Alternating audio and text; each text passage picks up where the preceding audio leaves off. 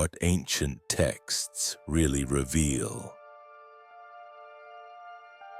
Echoes in the sand.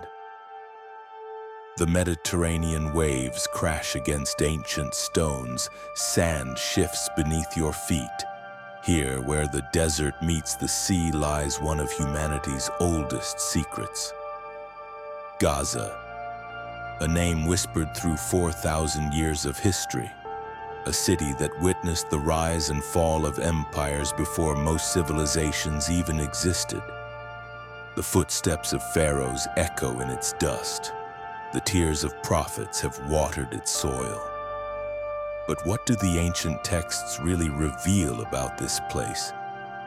What stories lie buried beneath layers of time and conflict? What truths have been forgotten in the noise of modern headlines? Tonight you will discover that Gaza is not just a city. It is a character in the greatest story ever told. A witness to divine encounters. A stage where heaven touched earth and human destiny was written in blood and stone. The scrolls speak. The archaeologists have uncovered their treasures, and the evidence will leave you breathless. This is not the Gaza you think you know. This is the Gaza of Abraham and Samson, of Egyptian governors and Philistine princes, of prophets who saw its future written in fire and restoration written in tears. The ancient world is calling. Are you ready to listen? Before the vision. The year was approximately 2000 BCE. The world was young, and the eastern Mediterranean pulsed with the rhythm of caravans and conquest. Along the coastal road that would one day be called the Via Maris, dust clouds announced the approach of merchants, messengers, and armies. This was the highway of the ancient world, connecting the wealth of Egypt to the power of Mesopotamia, and there where the fertile coastal plain met the harsh beauty of the Sinai desert, stood a city that would become legend. But Gaza was old even then. Archaeological evidence reveals that human settlement in this region stretches back to 3,300 BCE, when Tel Es-Sakan emerged as an Egyptian administrative center. Picture the scene. Mud brick fortresses rising from the sand, Egyptian scribes recording tribute and trade, the smoke of sacrificial fires mixing with the salt air from the Mediterranean. The land itself seemed to breathe with ancient power. Springs bubbled up from hidden aquifers, creating oases of green in the amber landscape. Date palms swayed in the coastal breeze while their roots drank from wells that had sustained life for millennia. This was not barren wasteland, but a garden at the edge of the world, a place where civilizations came to rest and refresh before continuing their journeys into the unknown. The earliest inhabitants were the Avites, a people whose name means to twist or to bend. They built their villages in the shadows of tells, those artificial hills created by generations of human habitation. Their pottery bore the marks of skilled hands, their tools the evidence of sophisticated metallurgy. They worshipped gods whose names have been lost to time, offering grain and oil at shrines that crumbled into dust long before Moses was born. But change was coming. From across the wine-dark sea, ships approached with strange sails and stranger cargo. The Captorites, seafaring peoples from the island of Crete, brought with them new technologies, new gods, and an ancient hunger for land. The collision of these two worlds would reshape not just Gaza, but the entire course of human history. The air itself seemed charged with destiny during those transitional years. Merchants spoke in hushed tones of dreams that troubled their sleep. priests consulted omens with increasing frequency. Children born in those days would carry in their blood the memory of upheaval, the DNA of transformation. Along the great coastal road, Egyptian chariots still thundered past, their bronze wheels catching the light like captured sunbeams. But the driver's eyes had begun to turn northward more frequently, scanning the horizon for signs of the changes everyone could feel but no one could name. The old order was shifting like sand in an hourglass, and Gaza stood at the center of it all. In the marketplaces, languages mixed and mingled. Egyptian hieroglyphs adorned official buildings, while Canaanite merchants shouted prices in tongues that would one day echo in the Psalms of David. Akkadian cuneiform marked boundary stones, and somewhere in the mixture of voices, new stories were being born. Stories that would survive the collapse of empires and the silence of centuries. The women who drew water from Gaza's wells could not have imagined that their daily routine was part of a larger tapestry being woven by invisible hands.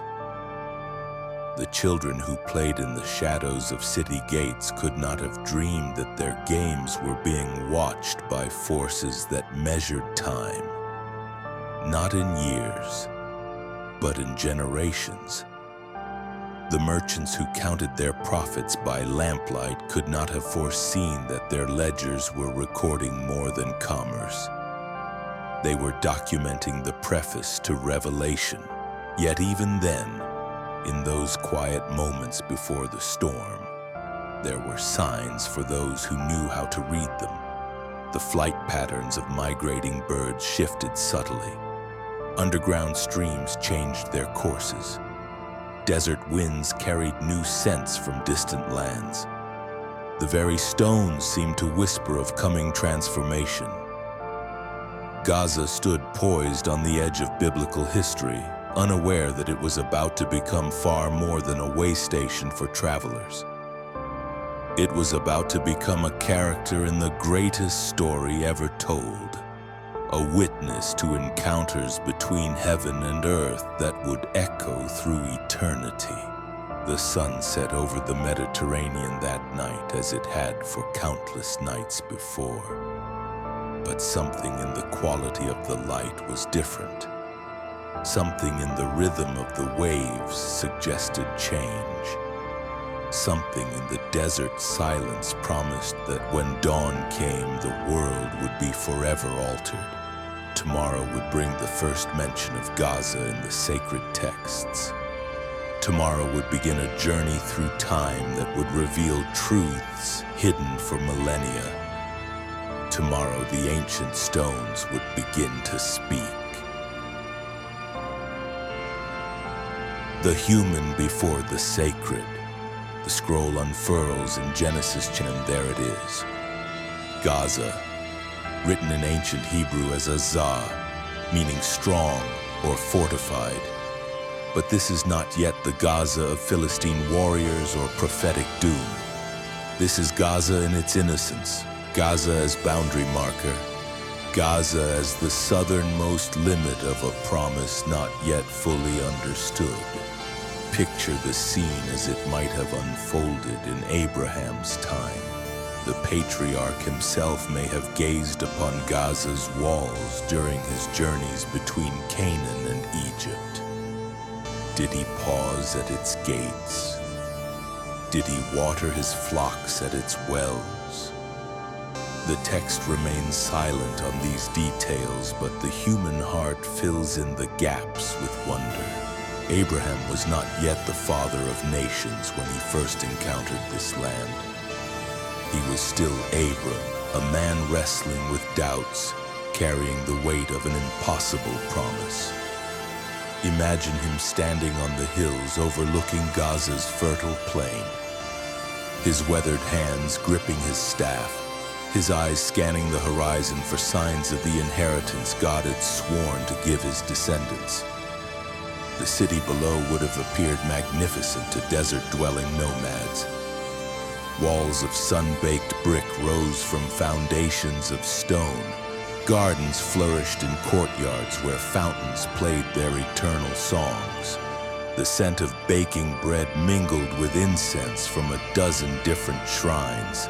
This was civilization in all its glory, and yet it represented only the edge of what had been promised.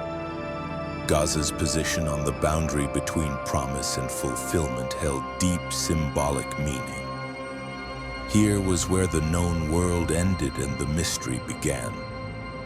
To the north lay Canaan, the land of promise. To the south stretched Egypt, the land of refuge but also of bondage.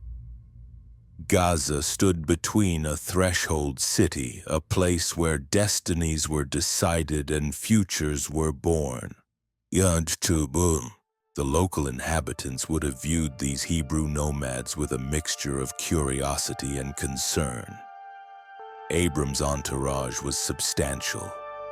Hundreds of people, thousands of animals, wealth accumulated over decades of faithful wandering.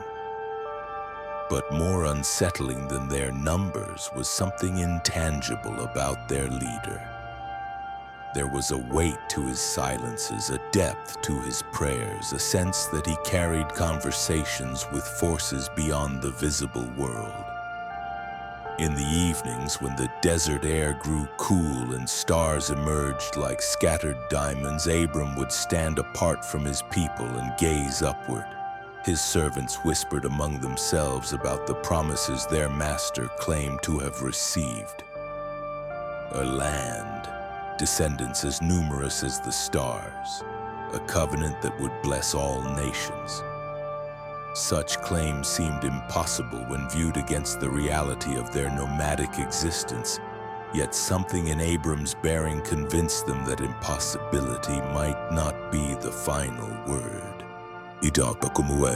Gaza's merchants would have been eager to trade with such a wealthy caravan. But they must have sensed something different about these particular travelers. Unlike other nomads who passed through seeking only profit or plunder, these people carried themselves as if they belonged to a larger story. Their leader spoke of his God with an intimacy that bordered on the scandalous, yet his integrity in business dealings was unquestionable. The women of Gaza, drawing water at the city wells, might have observed Sarah with particular interest. Here was a woman of obvious nobility and beauty, yet her eyes held depths of sorrow that no amount of wealth could heal. The local women understood such pain, the ache of empty arms, the monthly renewal of disappointed hope, the slow erosion of dreams deferred. Yet there was something in Sarah's bearing that suggested her story was far from over. Children playing in Gaza's streets would have been drawn to the Hebrew encampment with its exotic animals and foreign customs.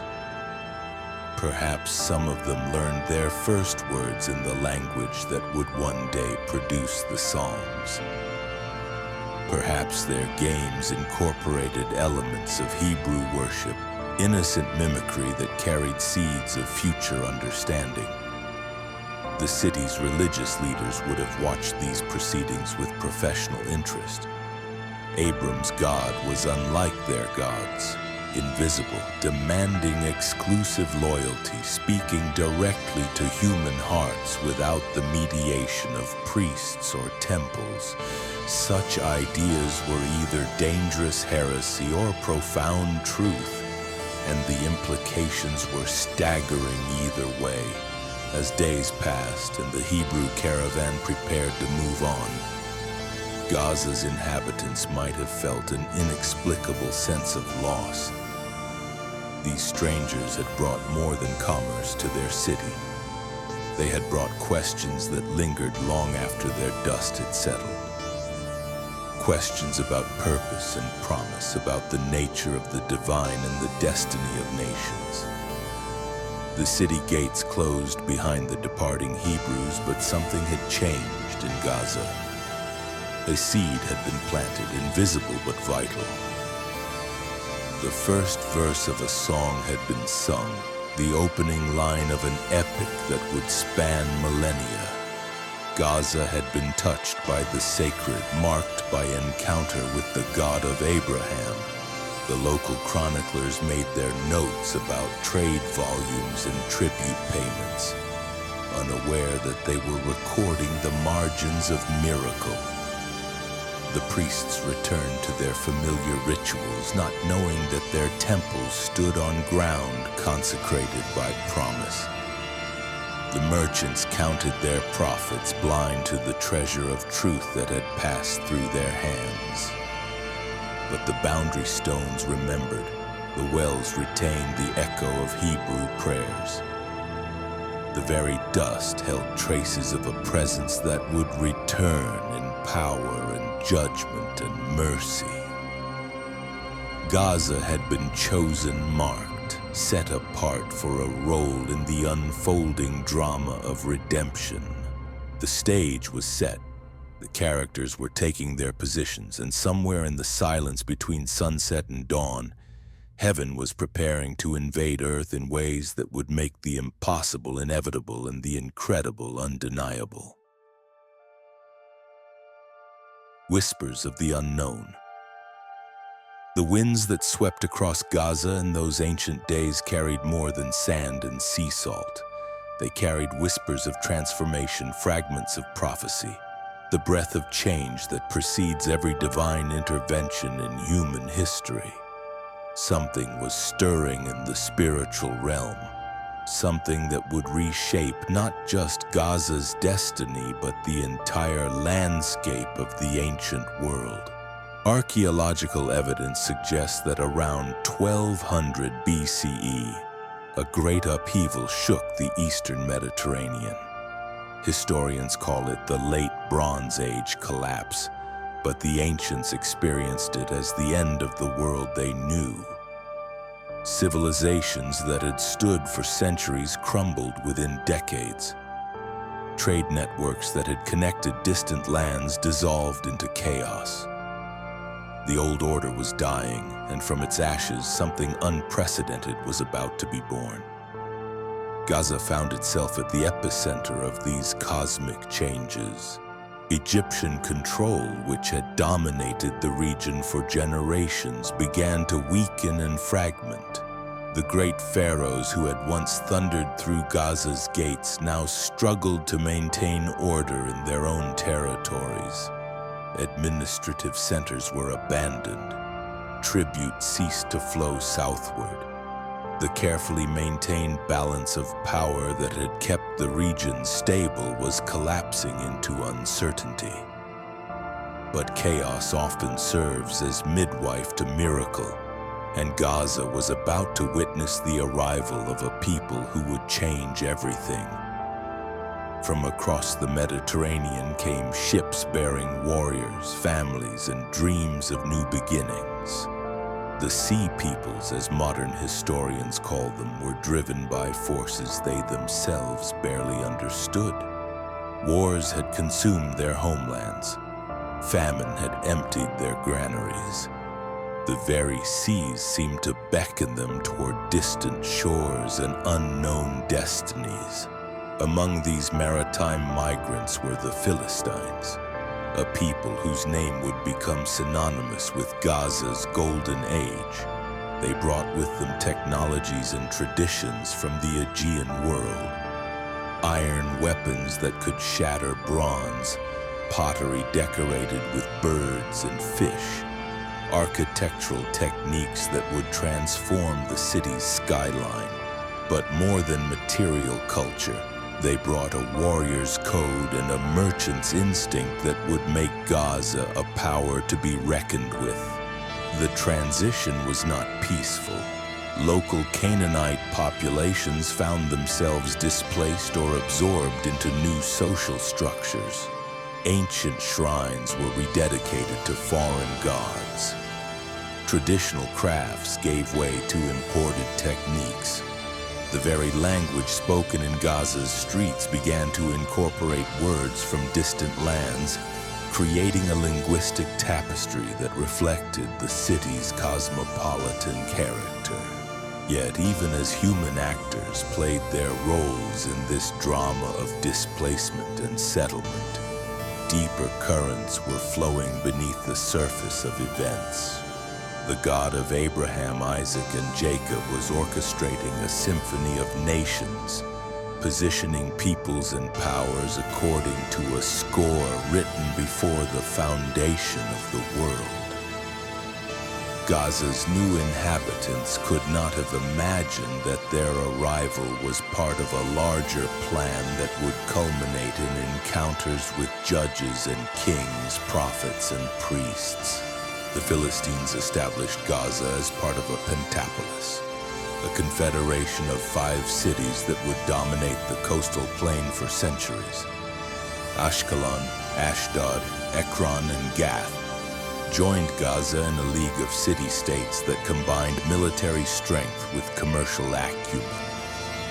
Each city maintained its independence while contributing to the collective defense and prosperity of the whole. It was a sophisticated political arrangement that reflected the Philistines' genius for organization and their understanding of regional dynamics. Gaza's strategic position made it the natural leader of this confederation. Its location on the main trade route between Egypt and Mesopotamia guaranteed commercial prosperity. Its fertile hinterland provided agricultural abundance. Its coastal position offered access to maritime trade networks. Most importantly, its position on the border between the Philistine heartland and the emerging Hebrew territories made it a crucial buffer against potential rivals. The city's new rulers invested heavily in infrastructure and defense. Massive walls were built using techniques imported from their Aegean homeland. Public buildings reflected architectural styles that blended local traditions with foreign innovations. Temples were erected to gods whose names had never been spoken in this land before. Dagon, the grain god, whose worship would play a crucial role in future events. But even as the Philistines consolidated their control over Gaza, signs and portents suggested that their triumph was not the end of the story, but merely another chapter in an ongoing saga. Hebrew tribes were multiplying in the hill country to the east. Their God was proving himself mighty in battle and faithful in promise. Their laws were creating a society unlike any the world had seen. Their destiny was rushing toward collision with Philistine power. Gaza's merchants, ever alert to shifting political currents, began to report unusual developments from the Hebrew territories. Stories circulated of miraculous victories against impossible odds. Tales were told of a portable shrine that brought victory in battle and judgment upon enemies. Whispers spoke of prophets who spoke directly with their God and delivered messages that shook kingdoms. The city's priests consulted their oracles with increasing frequency, seeking guidance about these disturbing reports. The omens were mixed and confusing. Some suggested triumph and expansion. Others hinted at judgment and defeat. All agreed that great changes were coming, changes that would test every assumption about power and divine favor. In the marketplaces and taverns of Gaza, conversations increasingly turned to theological questions that would have seemed irrelevant to previous generations. What if the Hebrew God was more than just a tribal deity? What if their claims about divine favor were more than empty boasting? What if the old certainties about divine power and human destiny were about to be overturned? The stage was being set for encounters that would echo through eternity. Gaza, proud and prosperous, was about to meet its match in the most unlikely of opponents. A Hebrew strongman who would challenge every assumption about strength and weakness, victory and defeat, divine justice and human destiny. The whispers in the wind were growing louder. The signs in the heavens were becoming impossible to ignore. The ancient stones of Gaza were preparing to witness events that would be remembered when empires had crumbled into dust and civilizations had faded into legend.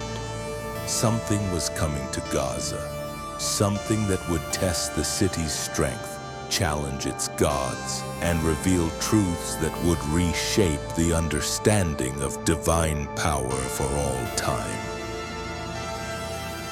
The encounter beyond words. The morning sun cast long shadows across Gaza's battlements when destiny arrived, wearing the most unexpected disguise.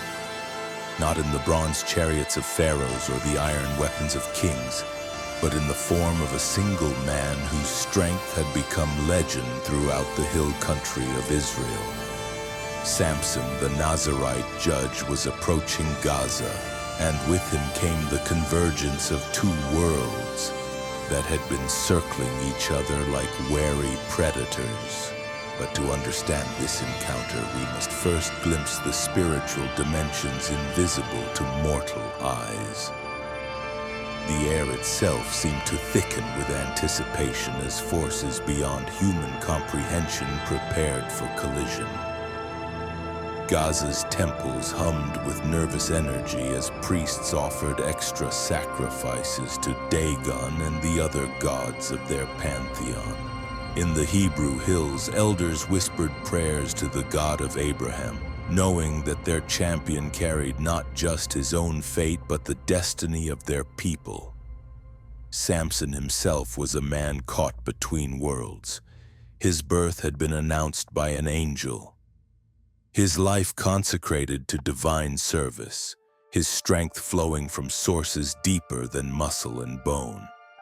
Yet he was also intensely human, driven by passions and desires that often conflicted with his sacred calling.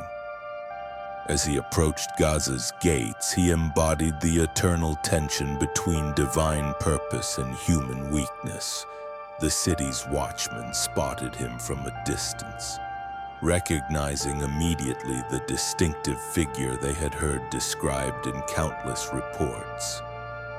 Here was the Hebrew who had torn a lion apart with his bare hands, who had slaughtered 1,000 Philistines with the jawbone of a donkey, who had carried off the gates of another city as if they were made of straw rather than iron and cedar.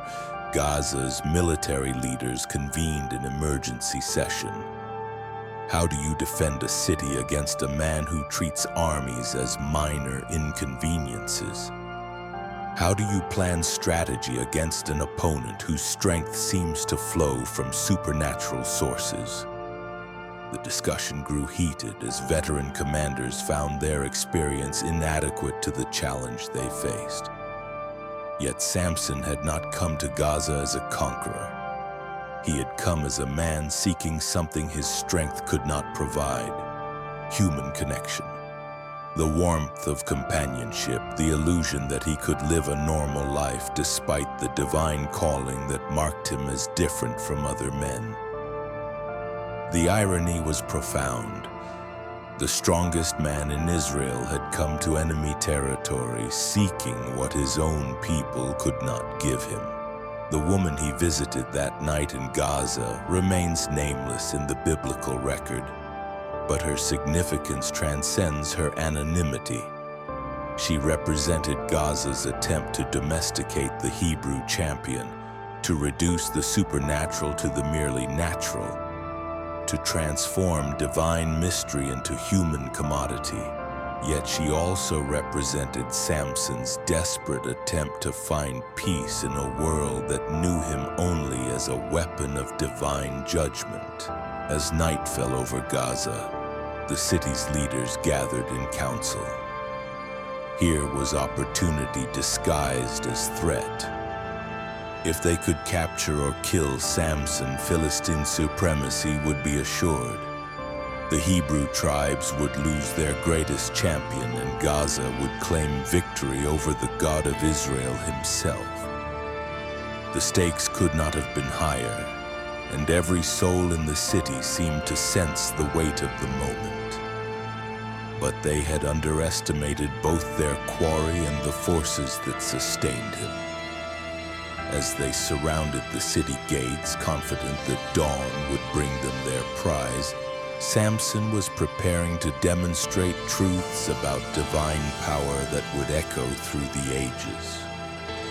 The God of Israel was not bound by human strategies or limited by mortal understanding.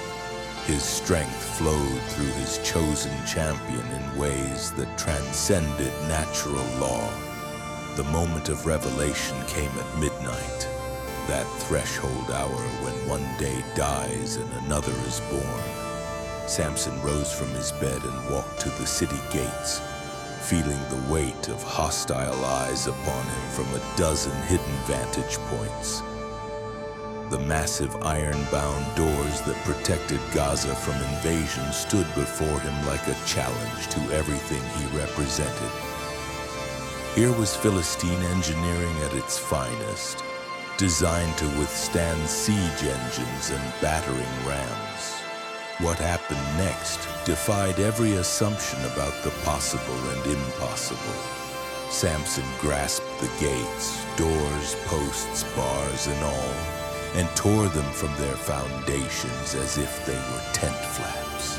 The screech of rending metal echoed through the night like the cry of a wounded beast. Stone foundations cracked and crumbled, iron bars bent like reeds in a hurricane. But Samson was not finished. In a gesture that transformed destruction into symbol, he lifted the entire gate assembly onto his shoulders and began to walk. Not toward the Hebrew hills where such a trophy would be celebrated, but toward Hebron, the city where Abraham himself was buried. The message was unmistakable. The God who had made promises to the patriarchs was still keeping those promises, still demonstrating his power, still writing history with the hands of his chosen servants. The journey to Hebron covered nearly 40 miles of rocky terrain, much of it uphill. That Samson could carry such a massive burden across such distance spoke to strength beyond human comprehension. But the deeper meaning lay in the symbolism of his destination. By carrying Gaza's gates to Hebron, he was connecting his generation's struggles with the ancient promises given to Abraham. He was declaring that the God of the patriarchs remained active in the affairs of nations. Gaza awoke to find itself defenseless, its mighty gates gone, its confidence shattered.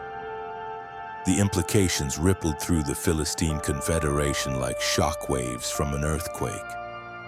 If Gaza, the strongest city in their pentapolis, could be humiliated so completely by a single Hebrew, what did that say about Philistine power? What did it reveal about the Hebrew God?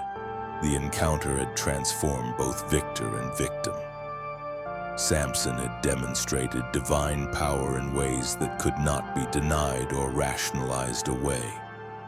Yet he had also revealed his own humanity, his need for connection that would eventually lead to his downfall. Gaza had been humbled but not destroyed, weakened but not eliminated. The city would recover from this defeat, but it would never forget the night when Hebrew strength proved superior to Philistine walls. In temples throughout the Philistine territory, priests struggled to explain how their gods had been so thoroughly outmatched. In Hebrew settlements, elders marveled at the power of their God while wrestling with questions about his mysterious ways. The encounter at Gaza's gates had revealed truths about divine justice and human destiny that would be pondered for generations. The empty gateway stood as a monument to the night when the impossible became inevitable, when divine power broke through human limitations, when Gaza learned that some doors cannot contain what God is determined to set free. But Gaza's humiliation would not be the end of its story. The empty gateway became a wound that festered in the city's collective memory. A daily reminder that Philistine power had limits the priests could not explain. In the months that followed Samson's midnight raid, the city's leaders faced questions that cut deeper than any sword. How does a people rebuild confidence when their strongest fortress has been breached by a single man? How do gods maintain credibility when their champions are so thoroughly outmatched? The answer came not through military might or diplomatic maneuvering, but through the patient application of wisdom learned in defeat. Gaza's elders understood something about human nature that would prove more devastating than any army. Every strong man has a weakness, and every weakness can be discovered if one is willing to wait and watch with sufficient care. The woman who would become central to Samson's downfall was not from Gaza itself, but from the valley of Sorek, a region that straddled the boundary between Hebrew and Philistine territories. Her name was Delilah, and she represented something far more dangerous than military force. The power of intimate betrayal, the corruption of love itself into a weapon of destruction. Yet even as Gaza's leaders plotted revenge, deeper currents were flowing through the spiritual realm. The encounter with Samson had revealed truths about divine power that could not be unseen or unfelt. Some among the Philistines began to whisper questions that their priests found disturbing. What if the Hebrew God was not merely stronger than their gods, but belonged to an entirely different category of being? What if their entire understanding of divine power was fundamentally flawed? These theological tremors shook Gaza's foundations more profoundly than Samson's physical assault on its gates. A city can rebuild walls and forge new locks, but how does a civilization rebuild its understanding of ultimate reality? How do people continue their daily rituals when the gods they serve have been revealed as inadequate to the challenges they face? The answer, for most, lay in the very human tendency to rationalize the inexplicable. Samson's strength, they told themselves, must flow from some secret knowledge or hidden technique that could be discovered and countered. The Hebrew God's power must operate according to rules that could be learned and exploited. Victory was still possible if one could simply understand the mechanisms behind the mystery. But a few among Gaza's population found themselves drawn toward different conclusions. In the city's markets and workshops, quiet conversations began to explore possibilities that would have been unthinkable before Samson's raid. What if the Hebrew understanding of divine reality was more accurate than their own? What if their ancestors had been wrong about the nature of ultimate power? What if truth lay not with the familiar gods of their fathers, but with the mysterious deity who empowered Hebrew champions? These whispered questions created underground currents of doubt and wonder that flowed through Gaza's social fabric like hidden streams. Most citizens continued their traditional observances, but with less conviction than before. Priests performed their familiar rituals, but with nagging awareness that their effectiveness had been called into question. Merchants conducted their business, but with growing recognition that the regional balance of power was shifting in ways they could not control. Meanwhile, in the Hebrew territories, Samson himself struggled with the implications of his own victory. The strength that flowed through him was both gift and burden, blessing and curse. He had become the embodiment of divine power, yet he remained achingly human in his desires and weaknesses. The very gifts that made him Israel's champion also isolated him from normal human relationships. The loneliness of exceptional strength drove him repeatedly toward relationships that his calling made dangerous. Each encounter with Philistine women represented not just personal desire, but a desperate attempt to bridge the gulf between his divine mission and his human needs. Yet each relationship also created opportunities for his enemies to exploit the contradiction between supernatural strength and natural vulnerability. Gaza's leaders watched these patterns with growing hope and cunning. They had learned from their defeat at the city gates that direct confrontation with divinely empowered strength was futile. But indirect approaches, attacks that targeted the human heart rather than the supernatural gifts, might prove more effective.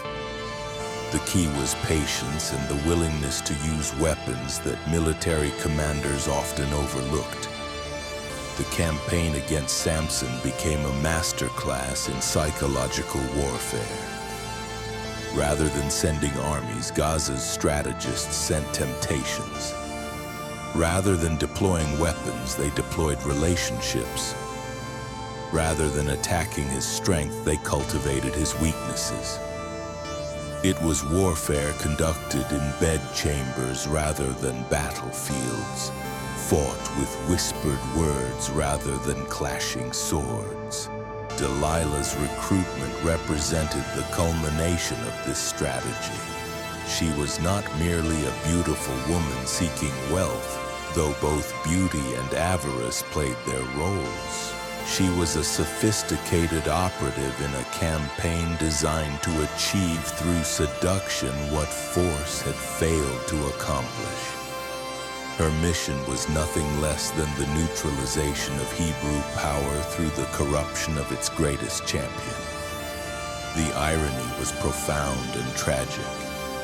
Samson, who could tear apart lions and carry off city gates, found himself helpless against the gentle persistence of a woman's questions. The strength that made him invincible in combat became irrelevant in the face of emotional manipulation.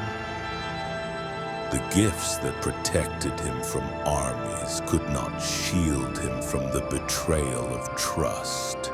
Yet, even as Gaza's plot against Samson unfolded, the larger purposes of divine providence continued their mysterious work. The God of Israel was not surprised by his champion's weakness or caught off guard by Philistine cunning. The same sovereignty that had empowered Samson's victories would ultimately transform his defeat into an even greater demonstration of divine justice.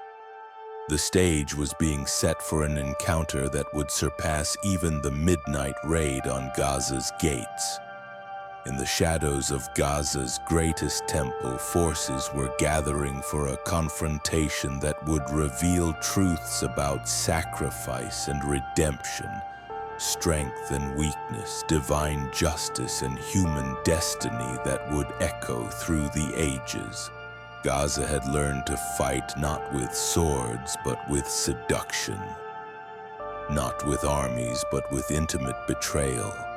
But the city was about to discover that the God of Israel could write victory even in the margins of defeat, that divine purposes could triumph even through human failure, that the greatest demonstrations of power sometimes emerge from apparent powerlessness. The empty gateway still gaped like an open wound in Gaza's defenses, but soon the city would face a different kind of opening, one that would bring not humiliation but devastation, not embarrassment but judgment, not the removal of gates but the collapse of temples and the crushing of those who thought they had finally learned how to defeat the Almighty. The impossible mission. The whispered conversations in Gaza's council chambers carried a weight that pressed down like the Mediterranean heat before a storm. What had begun as a simple military problem, how to neutralize a Hebrew strongman, had evolved into something far more complex and dangerous. The capture of Samson would require not just the corruption of his strength, but the careful orchestration of betrayal on a scale that would test every assumption about loyalty, love, and the price of victory. Delilah's recruitment was not a moment but a process, a gradual seduction that began long before she ever met her target. Gaza's most skilled negotiators approached her not with crude offers of gold, but with appeals to ethnic loyalty, regional stability, and the greater good. They painted Samson not as a heroic champion, but as a dangerous fanatic whose supernatural gifts threatened the established order. They transformed assassination into patriotism, betrayal into service to civilization itself. The psychological profile they had developed of their target was both accurate and devastating. Samson was a man caught between worlds, consecrated to divine service yet yearning for human connection, empowered with supernatural strength yet emotionally vulnerable to feminine manipulation. His previous relationships had established patterns that could be exploited by someone with sufficient skill and determination. But Delilah herself was more than a simple instrument of Philistine policy. She represented something far more disturbing: the willing transformation of intimate affection into a weapon of destruction. Her acceptance of Gaza's mission required her to embrace a role that violated every natural instinct about love and loyalty. She would have to become, in the most literal sense, a femme fatale, a woman whose beauty served death rather than life. The valley of Sorek, where Delilah lived, was itself symbolic of the mission she had accepted. This border region between Hebrew and Philistine territories was a place where identities blurred, where loyalties shifted like sand in the wind, where the normal boundaries between friend and enemy became negotiable commodities. It was the perfect setting for the kind of moral ambiguity that her task would require.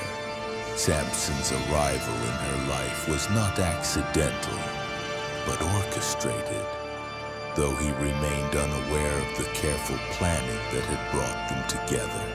Every aspect of their relationship was choreographed by Gaza's strategists, from their initial meeting to the gradual deepening of emotional intimacy. Yet the tragedy was that Samson's feelings at least appear to have been genuine. He was not playing a role, but desperately seeking the human connection that his divine calling had made so difficult to find. The early phases of Delilah's mission required her to establish patterns of affection and trust that could later be exploited. She had to become not just a lover but a confidant, not just a companion but a repository of secrets. The work was slow and psychologically demanding, requiring her to maintain emotional authenticity while harboring ultimate betrayal. Few human beings possess the psychological resources for such sustained deception. Gaza's leaders monitored her progress with the patience of experienced hunters. They understood that premature pressure could destroy their carefully laid plans. Samson had to be allowed to feel secure, loved, accepted for himself rather than feared for his strength. Only when his emotional defenses were completely lowered would their trap be ready to spring. The theological implications of this strategy were profound and disturbing. Gaza was essentially betting that human nature was more powerful than divine calling, that emotional need could overcome supernatural strength, that the God of Israel had created his champion with exploitable weaknesses. It was a test not just of Samson, but of the entire Hebrew understanding of divine providence and human responsibility. As months passed and Delilah's relationship with Samson deepened, subtle changes began to appear in the balance of regional power. The Hebrew strongman who had once terrorized Philistine territories with unpredictable raids was spending increasing amounts of time in quiet domesticity. His presence in the valley of Sorek became regular, predictable, vulnerable to the kind of careful observation that military intelligence required. Gaza's spies reported every detail of Samson's visits. His arrival times, his emotional states, his patterns of behavior when relaxed and off guard. They noted how his supernatural alertness seemed to diminish in Delilah's presence, how the wariness that had protected him in enemy territory gave way to something approaching normalcy. The trap was working, but its success would ultimately depend on factors beyond their control. The mission required Delilah to discover the secret of Samson's strength. But this was more than a simple intelligence-gathering operation. It demanded that she violate the most intimate trust that can exist between two human beings. She would have to transform pillow talk into espionage, casual conversation into interrogation, loving curiosity into systematic betrayal. The psychological toll of this deception began to show in subtle ways.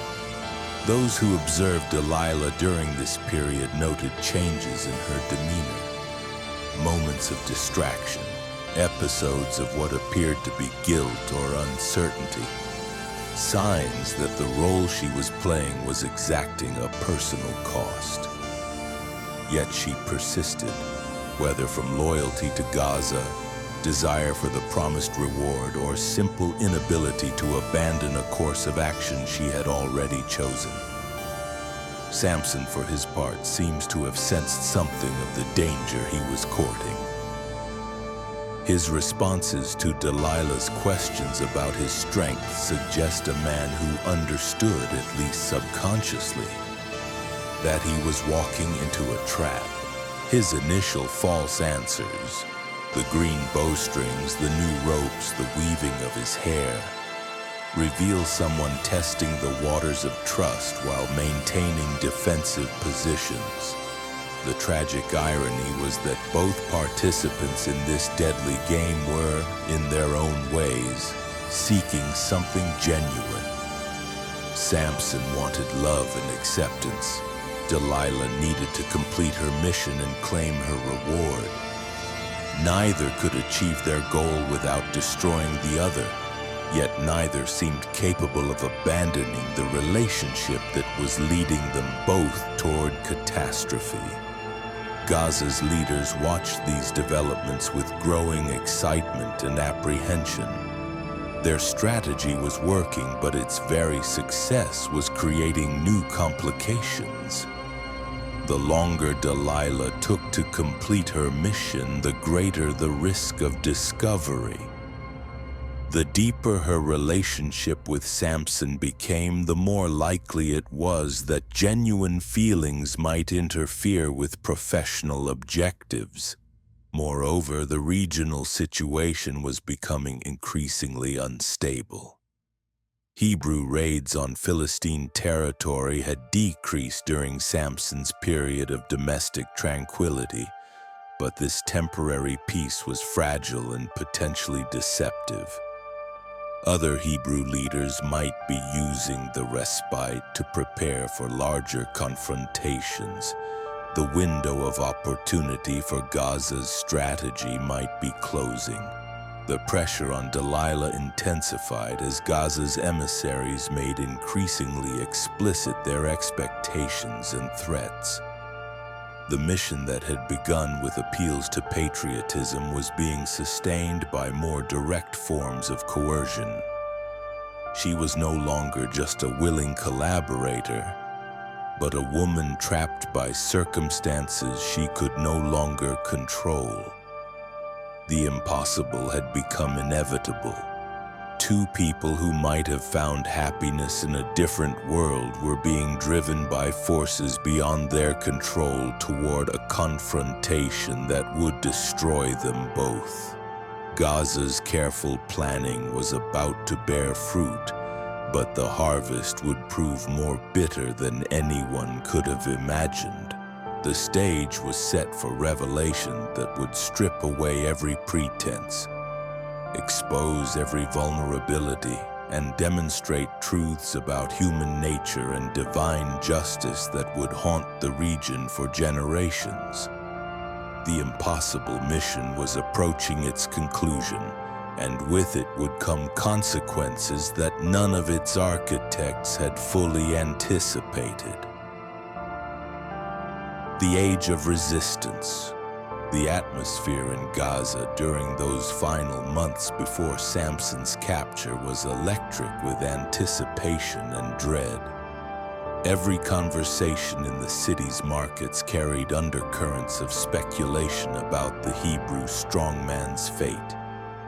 Children played games that mimicked his legendary feats, while their parents whispered prayers to gods they hoped would prove more reliable than recent experience suggested. The city existed in a state of suspended animation, waiting for news that would either vindicate their strategy or confirm their worst fears about divine retribution. Delilah's final meeting with Gaza's representatives took place in a limestone cave outside the city, a location chosen for both secrecy and symbolic appropriateness. Here, surrounded by stone that had witnessed millennia of human drama, the last details of betrayal were negotiated with the cold precision of a commercial transaction. The promised silver, 1,100 pieces from each of the 5 Philistine lords, would make her wealthy beyond the dreams of ordinary mortals. But wealth had long ceased to be her primary motivation. The woman who emerged from that cave was no longer the person who had first accepted Gaza's commission. Months of intimate deception had carved away layers of her humanity, leaving behind someone who could perform acts of betrayal with mechanical efficiency. Yet traces of her original self remained, visible in moments of hesitation, flashes of what might have been conscience or regret. The transformation was complete but not total, deliberate but not without cost. Samson's final visit to the valley of Sorek carried an air of finality that both participants seemed to sense but neither acknowledged openly. His behavior during those last days suggested a man who had made peace with fate, who understood at some level that his choices had led him to a place from which there could be no return. The supernatural strength that had protected him for so long now seemed more burden than blessing. A gift that had isolated him from the human connections he craved most desperately. The revelation of his secret, that his strength lay in his uncut hair, symbol of his consecration to the God of Israel, came not through torture or threats, but through the patient erosion of will that only intimate relationships can achieve. Delilah's questions had worn away his defenses like water wearing away stone, so gradually that he barely noticed the process until it was complete. The moment when he spoke, the truth was both climax and anticlimax. The fulfillment of months of careful planning that felt almost inevitable in its simplicity. Idonus. But the cutting of Samson's hair was more than a tactical maneuver. It was a spiritual catastrophe that rippled through dimensions invisible to mortal eyes. The physical act severed not just hair, but the connection between heaven and earth that had sustained the Hebrew champion for decades. The strength that flowed out of him was more than muscular power. It was the tangible presence of divine favor, the physical manifestation of covenant relationship between God and chosen servant. Gaza's soldiers who bound the now powerless Samson worked with the nervous efficiency of men handling something they didn't fully understand. They had expected to capture a dangerous enemy. Instead, they found themselves dealing with what appeared to be an ordinary man, broken and bewildered by the loss of abilities he had possessed since youth. The bronze shackles they fastened around his wrists were probably unnecessary. Spiritual chains had already bound him more securely than any metal could achieve. The journey from the valley of Sorek to Gaza was a parade of triumph for the Philistines and a death march for their captive. Word of Samson's capture spread through the Philistine territories like wildfire, bringing crowds to witness the man who had terrorized them for decades reduced to stumbling captivity. Yet many who came to mock found themselves disturbed by what they saw. Not a monster brought to justice, but a broken human being whose fall seemed to diminish everyone who witnessed it. Gaza's celebration was carefully orchestrated to maximize both religious and political impact. Samson's capture was presented not just as military victory, but as theological vindication. Proof that Dagon and the other Philistine gods were superior to the Hebrew deity who had failed to protect his champion. Priests who had struggled to explain away previous defeats now proclaimed divine favor with renewed confidence. The decision to blind Samson was both practical and symbolic. Practically, it eliminated any possibility of escape while preserving him for future public humiliation. Symbolically, it represented the transformation of one who had been a visionary leader into someone dependent on others for the most basic navigation through life. The man who had once seen enemies approaching from great distances was now condemned to perpetual darkness. But darkness, as Samson would discover, could be its own form of revelation. Deprived of physical sight, he began to develop different kinds of vision. The noise and chaos of Gaza's streets, filtered through sightless awareness, revealed patterns and purposes that had been hidden when he relied on eyes alone. The God who seemed to have abandoned him was actually preparing him for a final demonstration of power that would surpass all his previous exploits. The grinding of grain in Gaza's prison became the rhythm of Samson's days. a monotonous rotation that marked time while deeper transformations occurred in realms beyond physical sensation. His hands, once instruments of supernatural strength, now performed the menial labor assigned to slaves and animals. Yet something in that humiliation was working changes that victory had never accomplished. Gaza's intelligence network, so effective in orchestrating Samson's capture, failed to notice the most significant development in their prisoner's condition. His hair was growing back. Not just the physical hair that had been cut in the valley of Sorek, but something deeper. A renewal of the spiritual relationship that had been severed through betrayal and compromise. The God of Israel was not finished with his chosen champion. The city's religious calendar provided the perfect opportunity for the final act of this cosmic drama. The great festival of Dagon, timed to celebrate the grain harvest and the victory over Israel's champion, would draw thousands of worshippers to Gaza's largest temple. The building itself was a masterpiece of Philistine architecture, designed to accommodate massive crowds while demonstrating the wealth and sophistication of their civilization. Yet the temple's design contained a fatal flaw that its architects could not have anticipated.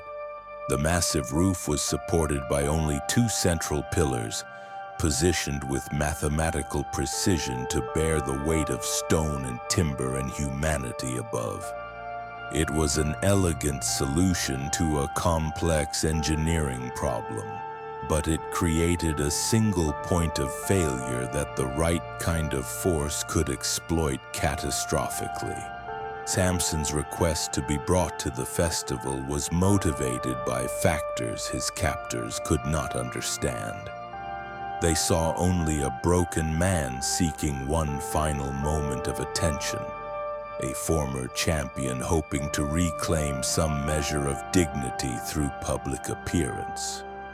They could not perceive the spiritual forces that were converging on Gaza's temple, the divine purposes that were about to transform apparent defeat into ultimate victory. The stage was set for a confrontation that would surpass all previous demonstrations of divine power. Gaza's moment of triumph was about to become its hour of judgment. The age of resistance was ending, but it would conclude with events that no human planning could have anticipated or controlled. Visions in darkness. The darkness that enveloped Samson after his blinding was not merely the absence of light, but a different kind of seeing that penetrated dimensions invisible to ordinary sight. In the grinding house where he labored day after day, pushing the massive millstone in endless circles, his remaining senses began to detect subtleties that had escaped him during the years of his strength. The rhythm of his footsteps echoed differently as his hair began to grow back. The air itself seemed to carry whispers of divine purpose returning like a tide that had retreated but never truly departed. Gaza's prison had become an unlikely sanctuary where the most profound spiritual education of Samson's life was taking place. Each revolution of the millstone wore away not just grain, but the accumulated pride and self-reliance that had led to his downfall. The man who had once trusted in his own strength was learning to depend on sources of power that transcended human ability. The champion who had fought alone was discovering resources that flowed from relationship rather than individual prowess. The guards who supervised Samson's labor began to notice changes that they could not quite articulate. His movements retained their mechanical precision, but something in his bearing suggested transformation rather than mere resignation. The broken man they had brought in chains was being rebuilt according to patterns they could not perceive. Even in blindness and bondage, he was becoming dangerous in ways they had never imagined. The spiritual dynamics at work in Gaza's prison operated according to principles that Philistine theology could not comprehend. Their gods demanded strength from their worshippers. The Hebrew God created strength in the midst of weakness. Their deities rewarded success. Israel's God worked through failure to accomplish purposes that transcended human understanding. Their religion celebrated power. Hebrew faith revealed power perfected in powerlessness. Samson's prayers during those months of captivity were different from any he had offered during the years of his strength. Gone were the casual assumptions about divine favor that had characterized his earlier relationship with God. In their place was a desperate humility that opened channels for grace that pride had blocked. The man who had once taken divine gifts for granted was learning to treasure them as undeserved mercies. The growing of his hair became a physical symbol of spiritual restoration, but the renewal ran deeper than any external sign could indicate. Each day brought incremental increases in strength, but more importantly, each day brought clearer understanding of divine purpose. The God who had seemed absent during the moment of betrayal had actually been preparing his servant for a demonstration of power that would surpass all previous exploits. Gaza's religious establishment, meanwhile, was preparing for the greatest celebration in the city's history. The capture of Samson represented more than military victory. It vindicated their entire worldview, confirmed the superiority of their gods, and promised future prosperity under divine favor. The festival of Dagon would be the culmination of their triumph, a public demonstration that the Hebrew God had been defeated and his champion reduced to harmless entertainment. The temple of Dagon itself was buzzing with preparation as the festival approached. Priests purified the sacred spaces with elaborate rituals designed to ensure divine presence and blessing. Merchants set up stalls to sell offerings and souvenirs to the thousands of pilgrims expected to attend. Musicians practiced compositions that would transform religious observance into patriotic celebration. But in the spiritual realm, different preparations were underway. Forces invisible to human perception were positioning themselves for a confrontation that would reveal truths about divine justice that had been hidden since the foundation of the world. The God of Israel was preparing to demonstrate that his purposes could not be thwarted by human cunning or frustrated by apparent defeat. Samson's final night in prison was marked by visions that came not through his blind eyes, but through direct spiritual revelation. He saw the temple of Dagon as it would appear during the festival, packed with thousands of Philistines celebrating his humiliation, confident in their victory over Israel's God. But he also saw the temple's structural weaknesses, the precise points where divine strength could be applied to bring down the entire edifice. The revelation that came to him in those dark hours was both terrible and beautiful. God was offering him one final opportunity to serve, but the service would require the ultimate sacrifice. The strength that was returning to him would be sufficient for one last act of judgment, but that act would cost him his own life. The choice was his to make, but the consequences would echo through history.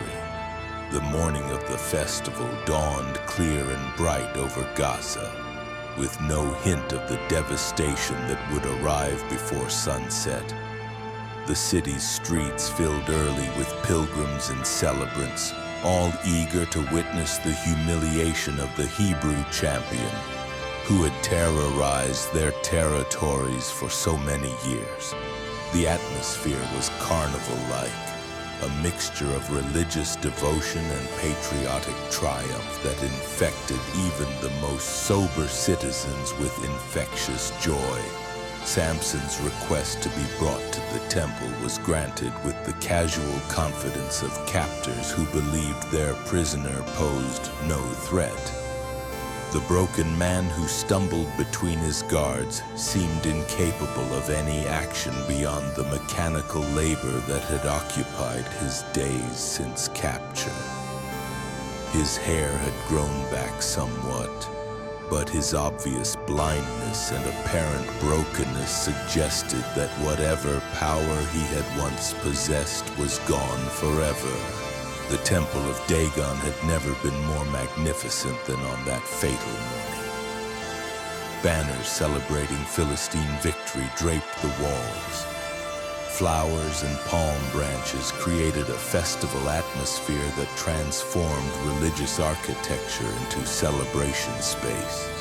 The air was thick with incense and anticipation as thousands of worshippers packed every available space, from the main floor to the galleries and roof above. Samson's entrance into the temple created the desired effect of mockery and triumph. The crowd's laughter echoed through the sacred space as they beheld the man who had once seemed invincible reduced to stumbling dependence on teenage guides. Their jokes and taunts created a symphony of contempt that the priests interpreted as music pleasing to their gods.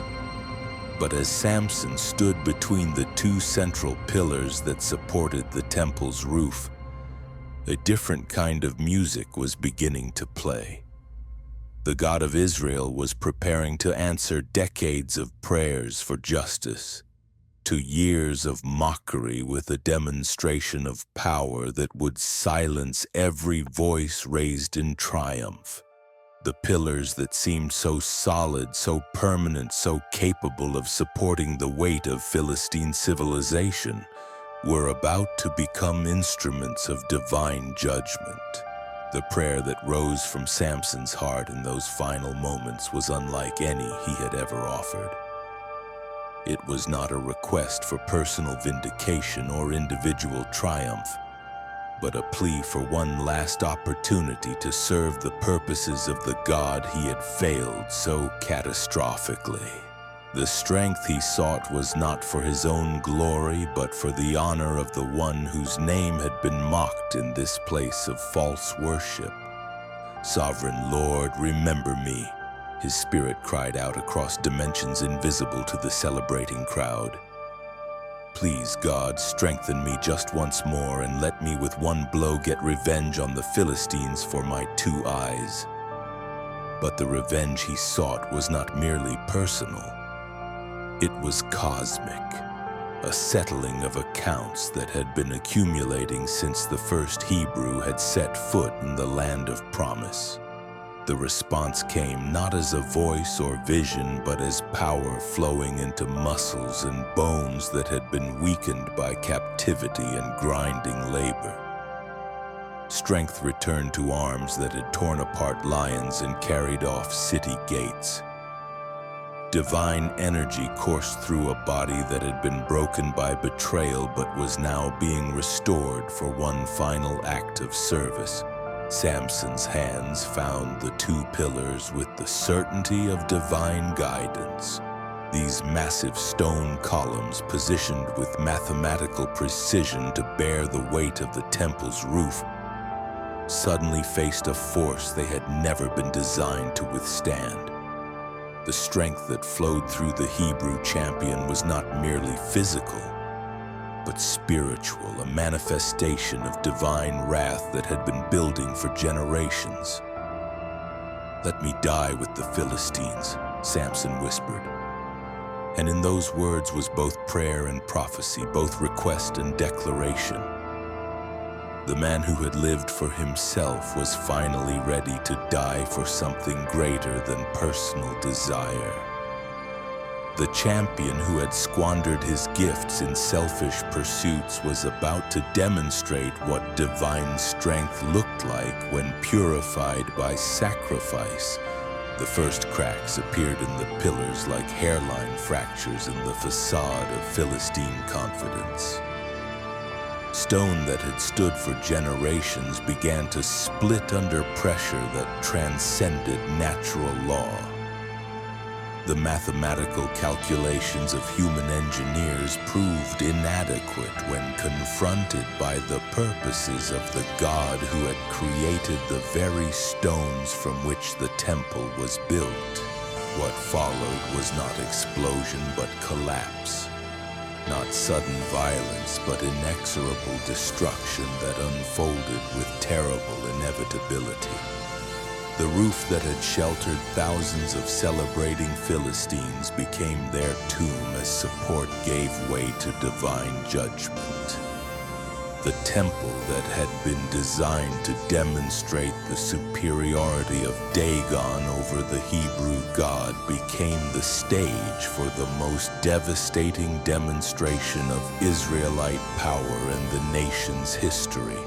The silence that followed the collapse was more profound than any sound. A hush that seemed to extend beyond the ruins of the temple to encompass the entire city of Gaza. In moments, the celebration had become catastrophe. Triumph had transformed into tragedy, and the mockery of Israel's God had been answered with judgment that exceeded every prediction of the Hebrew prophets. The dust settles over Gaza's ruins, but the echoes never fade. 4,000 years of history whisper through Mediterranean winds that still carry the scent of ancient mysteries. From Abraham's first glimpse of this promised boundary to Samson's final prayer between collapsing pillars, Gaza has been more than a city. It has been a mirror reflecting humanity's eternal struggle between power and purpose, strength and surrender. The ancient texts revealed their secrets tonight. Archaeological treasures spoke of civilizations that rose and fell like tides against these shores. Prophetic voices warned of judgment and promised restoration. But perhaps the deepest truth lies not in the stones that crumble or the empires that fade, but in the recognition that every human heart carries its own Gaza, a place where divine purposes collide with human weakness, where impossible promises await fulfillment, and where the greatest victories sometimes emerge from apparent defeat. If this journey through time has stirred something within you, share your thoughts in the comments below. Subscribe to walk with us through more ancient mysteries and discover how the next video reveals another forgotten truth that will transform everything you thought you knew about the past, and perhaps about yourself.